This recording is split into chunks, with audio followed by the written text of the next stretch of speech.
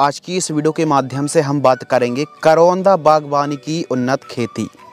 कैसे करौंदा की खेती करके आप काफ़ी अच्छी आमदनी बढ़िया कमाई कर सकते हैं। तो जो करौंदा की फसल है यह कितने दिन में तैयार हो जाती है, कितने साल तक चलती है, कौन सी वैरायटी को लगाना चाहिए। तो काफ़ी दिनों से काफ़ी महीनों से कमेंट्स आ रहे थे कि करौंदा की खेती के ऊपर A to Z वीडियो लाइए। कैरिसा करौंदा फार्मिंग के बारे में बात करने वाले हैं। तो करौंदे की जब आप खेती करते हैं दोस्तों, तो कौन कौन सी सावधानी रखनी चाहिए, कितनी आप कमाई 1 एकड़ से कर सकते हैं। करौंदा एक बागवानी क्रॉप है और यह एक कैरिसा कैरंडास फैमिली से कुल से यह पौधा बिलोंग करता है। इस पौधे की उत्पत्ति का जो स्थान है वो भारत ही है और इसका पौधा झाड़ीनुमा कांटेदार होता है, जो कि आप वीडियो पर देख रहे हैं। इसकी जो खेती है पूरे भारत में की जा सकती है। इसके पौधे की ऊंचाई 2 से लेकर 4 मीटर तक ऊंचाई हो सकती है। पौधे कांटेदार होने के कारण लोग इसे खेत के चारों साइड यानी मेड़ में लगाते हैं। बाड़ी की तरह यह जो फसल है, यह जो बागवानी है वो कार्य भी करती है, यानी बायोलॉजिकल फेंसिंग भी हम कह सकते हैं। तो आप यदि बड़े लेवल पर भी खेती ना करके यदि जो खेत के चारों साइड यानी जो मेड़ होती है वहाँ पर पौधे को लगाएंगे तो बाड़ी की तरह कार्य भी होगा और आप एक अच्छी उपज करौंदा से निकाल भी सकते हैं। तो इसका जो पौधा है वो सदाबहार हरा, पत्ती जो होती हैं वो अंडाकार गोल होती हैं और इसके फल को अलग अलग नामों से जाना जाता है। खासकर करौंदा है, कैरिसा फ्रूट के नाम से जाना जाता है और साथ ही नाटाल प्लम, कालिनी, चीरू, कीला आदि नामों से भी जाना जाता है। करौंदे का फल खट्टे और स्वादिष्ट होते हैं, जैसे कि इसका उपयोग जेली, मुरब्बा, चटनी, कैंडी, अचार में इसका उपयोग किया जाता है और मार्केटिंग में भी बढ़िया रेट, शानदार कमाई आप इस फसल से निकाल सकते हैं। तो करौंदा की खेती कब और कैसे करना चाहिए, भूमि, जलवायु, बेस्ट वैरायटी, खाद, दवाइयों की मात्रा, 1 एकड़ में लागत, लाभ, मुनाफा, नेट प्रॉफिट के साथ साथ संपूर्ण जानकारी प्लस 1 एकड़ में कितनी उपज आप निकाल सकते हैं। तो करौंदा की खेती से जुड़ी संपूर्ण जानकारी, विस्तृत जानकारी इस वीडियो के माध्यम से साझा करेंगे। सबसे पहले बात करते हैं टाइमिंग। तो इसको तो आप 12 महीने प्लांटेशन कर सकते हैं, पौधरोपण कर सकते हैं, लेकिन बरसात के समय यदि आप खासकर जुलाई अगस्त महीने पर यदि प्लांटेशन करेंगे तो जो बढ़वार है वो बहुत अच्छी देखने के लिए मिलेगी। साथ ही आप गर्मियों के लिए फरवरी से मार्च के मध्य प्लांटेशन कर सकते हैं। करौंदा की खेती के लिए अनुकूल जो राज्य हैं, सूटेबल स्टेट हैं, खासकर छत्तीसगढ़, राजस्थान, मध्य प्रदेश, गुजरात, उत्तर प्रदेश, महाराष्ट्र, बिहार, झारखंड, केरल, पश्चिम बंगाल इसकी फार्मिंग आप कर सकते हैं। वैसे तो भारत भर में सभी राज्यों पर इसकी फार्मिंग कर सकते हैं, लेकिन इन राज्यों पर सबसे ज़्यादा उगाया जाता करौंदे की खेती की जाती है। बाकी इस फसल के लिए, इस बागवानी के लिए जो जलवायु है संपूर्ण भारत के उष्ण, समशीतोष्ण, शुष्क एवं अर्ध शुष्क जलवायु में इस पौधे को आप उगा सकते हैं। और जो टेम्परेचर है, जो तापमान है, औसत टेम्परेचर 12 डिग्री सेल्सियस से लेकर 38 डिग्री सेल्सियस तक का जो टेम्परेचर होता है, काफ़ी अच्छे से यह फसल सर्वाइव कर जाती है। तो सभी राज्यों पर आप खेती कर सकते हैं। रही बात भूमि और खेत की तैयारी, तो दोमट भूमि या फिर पीली दोमट है, मध्यम दोमट भूमि पर इसका जो उत्पादन बहुत अच्छा देखने के लिए मिलता है।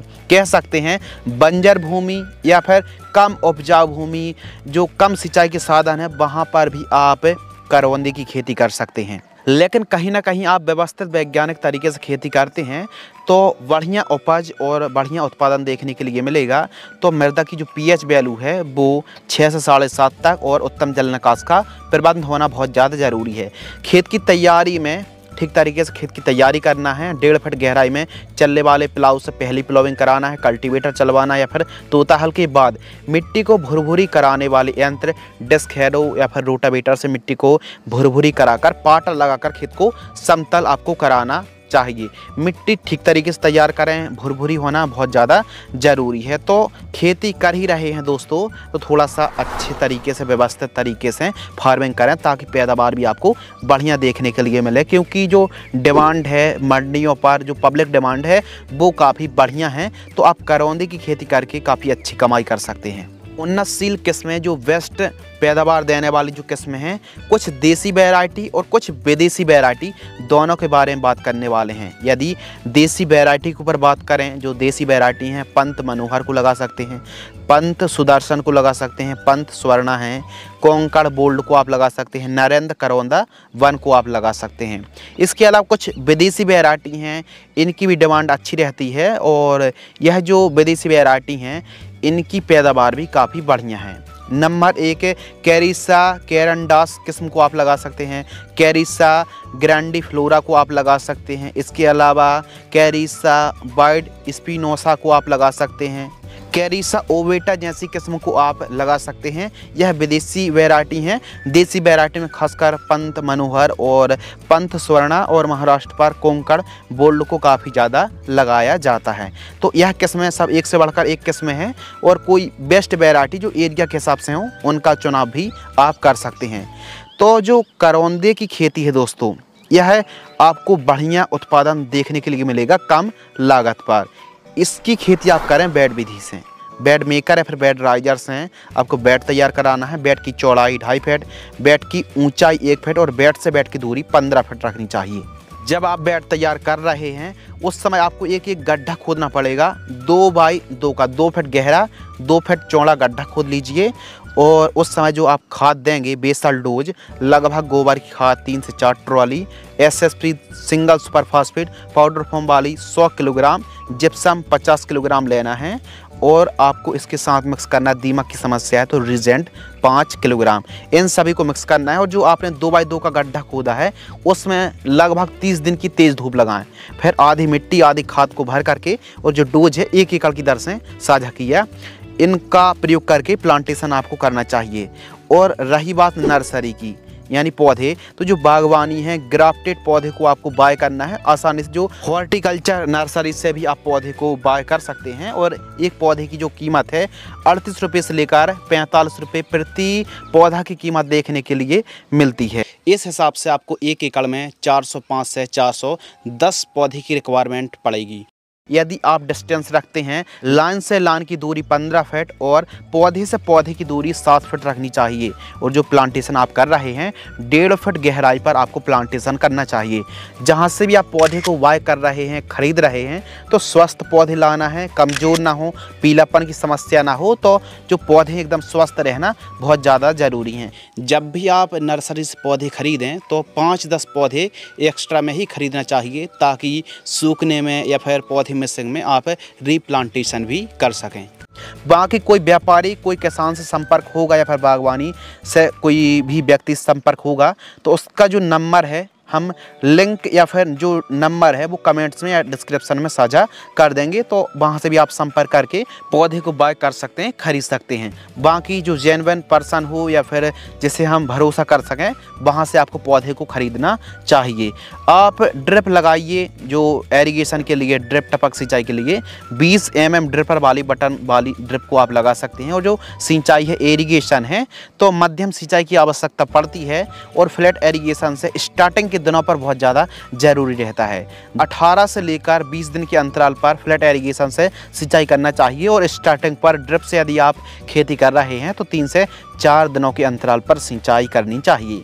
इस बागवानी पर मध्यम सिंचाई की आवश्यकता पड़ती है, लेकिन फ्लावरिंग फ्रूटिंग स्टेज पर यदि सिंचाई करेंगे तो पैदावार अच्छी होगी। यानी फ्लावरिंग स्टेज से 10 दिन पहले या फिर 1 महीने पहले सिंचाई करेंगे तो फिर उसका लाभ भी आपको प्रत्यक्ष रूप से देखने के लिए मिलेगा। इसके अलावा जो वीड कंट्रोल है, खरपतवार की रोकथाम है, यदि खरपतवार का जमाव ना हो तो इसके लिए बीच बीच में आपको इंटरक्रॉपिंग में हरी सब्जियों को उगा सकते हैं। क्योंकि एक बार आप करौंदे की खेती करते हैं तो 2 साल के बाद ही आपको एक अच्छे से उपज देखने के लिए मिलेगी। इस बीच में आप अलग अलग सब्जियों की इंटरक्रॉपिंग कर सकते हैं। बाकी निराई गुड़ाई बहुत ज़्यादा ज़रूरी है। बीच में आप यानी पावर वीडर की मदद से निराई गुड़ाई भी कर सकते हैं, पंजा कुल्पा की मदद से निराई गुड़ाई कर सकते हैं। बाकी इंटरक्रॉपिंग में मटर को उगा सकते हैं, चना, प्याज, लहसुन, धनिया, बीन्स, मूंग, जिमी कंद को आप लगा सकते हैं, सकल कंद को लगा सकते हैं, उड़द है, मूंग है और बरबटी जैसी फसलों को आप लगा सकते हैं। इंटरक्रॉपिंग में सब्जियों की खेती जरूर करें ताकि 2 साल तक आपको जो भी उपज बागवानी से नहीं मिलेगी वो आप सब्जियों से रिकवर कर सकें। तो इंटरक्रॉपिंग में अलग अलग सब्जियों को उगा सकते हैं। इसके अलावा स्प्रेइंग शेड्यूल के ऊपर दोस्तों बात करते हैं। कौन सी बीमारी आती हैं, आ सकती हैं, उनका उपाय निवारण क्या है। तो देखिए ज़्यादा रोग बीमारी का प्रकोप तो नहीं है, लेकिन यह बीमारी आ सकती हैं, तो इसके लिए उपाय इलाज भी बहुत ज़्यादा ज़रूरी है। प्रमुख रूप से जैसेट, दीमक, पत्ती धब्बा रोग, माइट्स, फल सड़न, झुलसा के साथ साथ है खासकर जो फ्रूट क्रैकिंग की समस्या आती है, पत्तों में दाग धब्बे आने लगते हैं, पौधे में बढ़वार नहीं होती है, एकदम फुटाव की संख्या देखने के लिए नहीं मिलती है, और थोड़ा सा सल्फर की कमी, जिंक की कमी भी हो जाती है। तो कोई भी फंगस आ रहे हैं या फिर फल फूल ड्रॉपनेस की समस्या आ रही है, इसके लिए प्रॉपर सिंचाई करनी पड़ेगी, इरिगेशन करना पड़ेगा, प्लस न्यूट्रिशन की पूर्ति आपको करनी पड़ेगी। फर्स्ट जो स्प्रेइंग है 2 से 3 माह के आसपास की फसल होती है। और दोस्तों जब भी आप प्लांटेशन कर रहे हैं, प्लांटेशन एक एक पौधे के प्लांटेशन करने के बाद हल्की हल्की सिंचाई आपको करना चाहिए। प्लांटेशन के बाद पौधा टूटे ना, झुके ना, कमज़ोर ना पड़े, तो बांस के छोटे छोटे टुकड़े गड़ाकर पौधे को बांध दीजिए, प्रॉपर सिंचाई करिए। जो प्लांटेशन के 2-3 माह बाद आपको फर्स्ट स्प्रे करना है neem oil 30 ml, carbendazim 50% WP fungicide 40 gram 15 litre पानी में घोल करके स्प्रेइंग करें। सेकंड स्प्रे 5 से 6 माह के आसपास की फसल होती है प्लांटेशन से, तो लांसर गोल्ड 40 ग्राम और चिलेटेड माइक्रो न्यूट्रिएंट 50 ग्राम 15 लीटर पानी में घोल करके स्प्रेइंग करना चाहिए। थर्ड जो स्प्रे है 10 से 12 माह के आसपास की फसल होती है, तो कॉन्फिडोर इंसेक्टिसाइड 10 ml और M45 मैंकोजेब 75% जो फंगीसाइड आती है 40 ग्राम 15 लीटर पानी में घोल करके स्प्रेइंग करना चाहिए। फोर्थ जो स्प्रे है दोस्तों, जब फ्लावरिंग स्टेज पर हमारी फसल आती है, तो उस समय बायर की प्लानोफिक्स 5 ml, रोको फंगीसाइड 40 ग्राम और बायर की सोलेमन इंसेक्टिसाइड जिसमें इमीडाक्लोरप्रिड और बीटा साइक्लोथ्रीन का कॉम्बिनेशन है 10 से 12 ml लेना है। इन तीनों को मिक्स करके 15 लीटर पानी में घोल करके स्प्रेइंग करना चाहिए।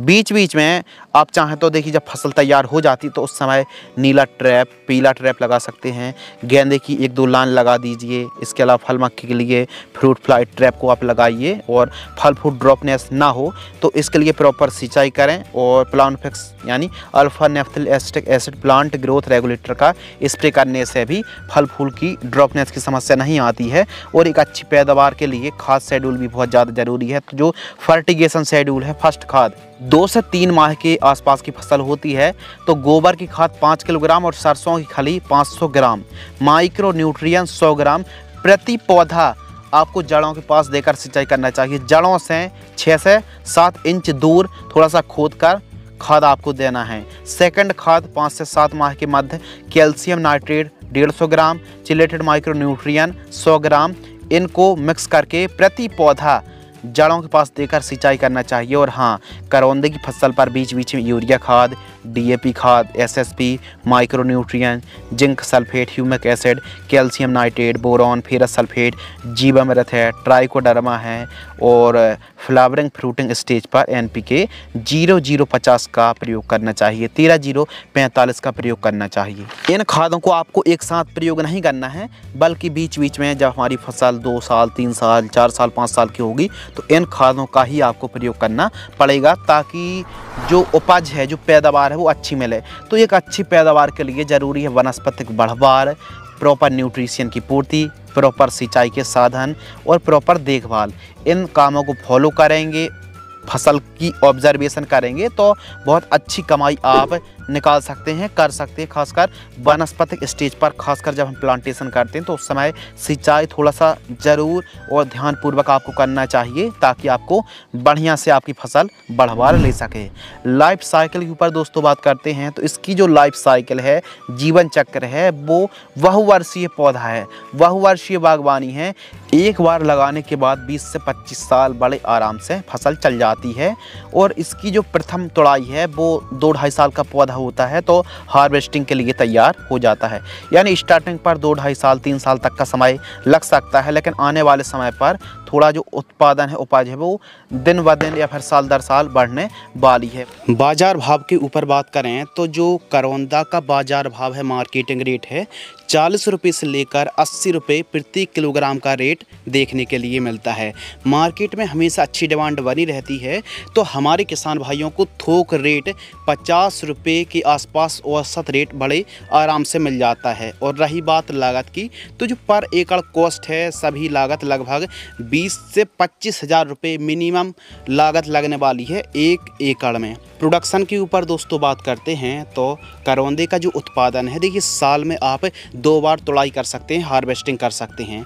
तो जो उत्पादन है, जैसे हम पौधे को ठीक तरीके से साइज शेप देंगे, प्रॉपर यदि हम अच्छे से कटाई छटाई करेंगे, सिंचाई करेंगे, तो उत्पादन बहुत अच्छा हम निकाल सकते हैं। और साल में 2 बार, एक तो जुलाई से लेकर सितंबर के मध्य एक हार्वेस्टिंग ले सकते हैं, और गर्मियों के मध्य भी हम एक हार्वेस्टिंग ले सकते हैं करौंदे की फसल से, यानी साल में 2 बार। और एक स्वस्थ पौधे से लगभग 15 किलोग्राम से लेकर 20 किलोग्राम हम हार्वेस्टिंग ले सकते हैं फलों की। और 1 एकड़ में हमने 400 पौधे लगाए हैं, यदि हम 15 में 400 का इंटू कर देंगे 6000 केजी, यानी 60 कुंटल के आसपास पैदावार हम 6 महीने में निकाल सकते हैं। और एक सीज़न में 2 बार तुड़ाई के लिए यह फसल तैयार होती है। तो 60 का इंटू यदि हम दोस्तों 2 कर देंगे तो 120 कुंटल पैदावार हम एक साल में निकाल सकते हैं।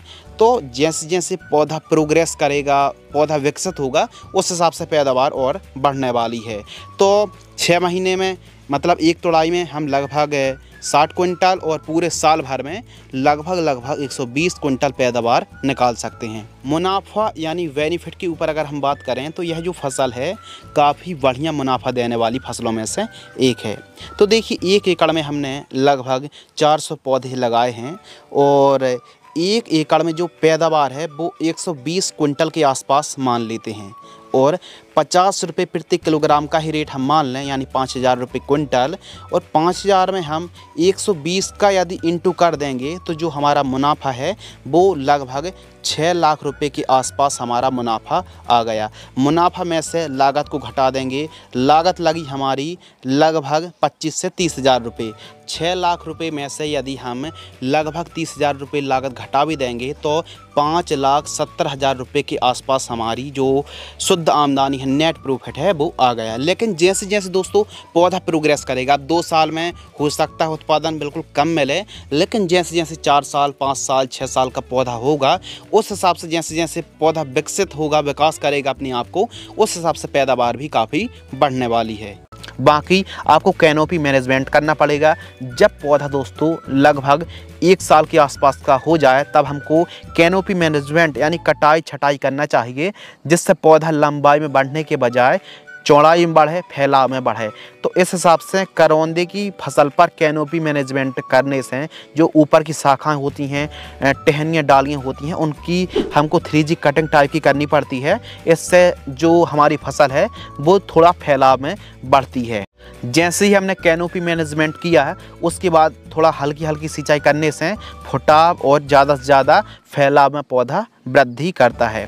तो हमारे किसान भाई करौंदे की खेती करके काफ़ी अच्छी कमाई कर सकते हैं, बेहतरीन लाभ निकाल सकते हैं। वैसे भी कम सिंचाई के साधन, कम खाद दवाइयाँ, कम स्प्रे की ज़रूरत पड़ती है, और एक अच्छी पैदावार आप साल में 2 बार ले सकते हैं।